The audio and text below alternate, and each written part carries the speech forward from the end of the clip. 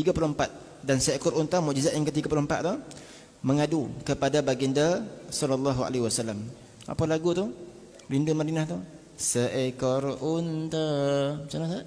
Datang berlari-lari, melutut dan mengucuk kaki Nabi,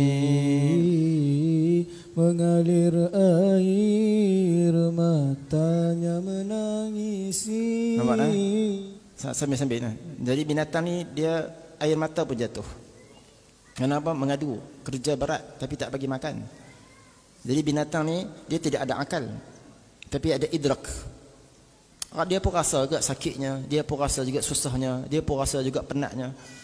Maka sebab tu binatang-binatang yang macam ni semua ni, kita ni makhluk ni, selepas mana lalu titian sirat, kita akan jumpa lagi satu lagi jambatan, qantarah. Yang mana jambatan ni sebelum masuk ke dalam syurga Allah Ta'ala.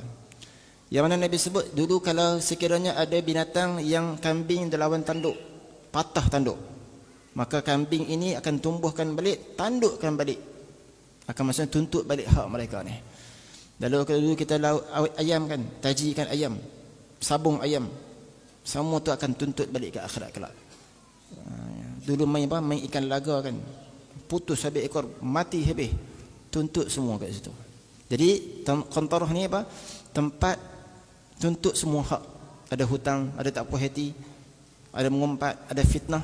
Nabi cerita jussa, rajulani jussa, duduk melutut. Kamu nak apa? Ya Allah, dia ni kutuk aku, fitnah aku. Kamu nak apa sekarang? Aku nak segala pahalanya ya Allah bagi kat aku. Ni taqabun, klaim. Tak puas hati lagi. Dah pahala yang kita buat dekat dunia sepatutnya untuk jadi bekalan kita. Rupanya pahala tersebut bagi kat orang. Tak puas hati, kamu nak apa lagi? Sekarang dosa aku ya Allah, bagi dia tanggung pula. Sebab tu kata Abdullah bin Mubarak, kalau aku nak kutuk, lebih baik aku kutuk mak aku. Kerana pahala lebih baik aku bagi kepada mak daripada orang lain kan. Tu kalau. Jadi rugilah, pengen claim.